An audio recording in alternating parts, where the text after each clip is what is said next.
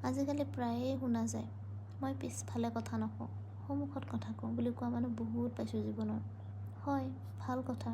পিছফালে বদনাম ৰটি ফুৰাতকৈ সন্মুখত কথা কোৱাটো খুবেই ভাল কথা। কিন্তু সেই সন্মুখত কথা কওঁতে অলপ সাৱধান হ'ব নোৱাৰিনে? দুখ গুণ, আলোচনা সমালোচনা যিকোনো কথাই হওক, কোৱাৰ সময়ত অলপ শব্দ প্ৰয়োগৰ ক্ষেত্ৰত নৰম হ'ব নোৱাৰিনে?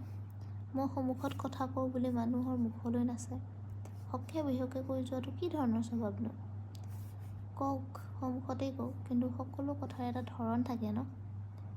কথা ক'ব পাৰে বুলি এনেকুৱা কিবা এটা কৈ নিদিব যিয়ে আপোনাৰ সন্মুখৰজনক নিজৰ ওচৰতে উঠিব নোৱাৰা কৰি পেলায়।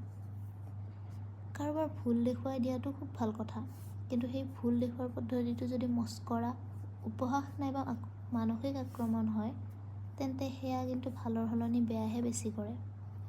পাছত আপুনিতো মই যি কওঁ আগত কওঁ বুলি আঁতৰি যাব, কিন্তু যাক কৈ থৈ আহিল তেওঁৰ অৱস্থাটো কি হ'ব কল্পনা কৰিব পাৰিবনে? খুব কষ্টকৰ সময় পাৰ কৰি থাকে গোপনে বহুতে। কেতিয়াবা আপোনাৰ এষাৰি মাতে কাৰোবাৰ দিনটো ভৰাই তুলিবলৈ যথেষ্ট। ঠিক তেনেকৈ এষাৰি মাততে কাৰোবাৰ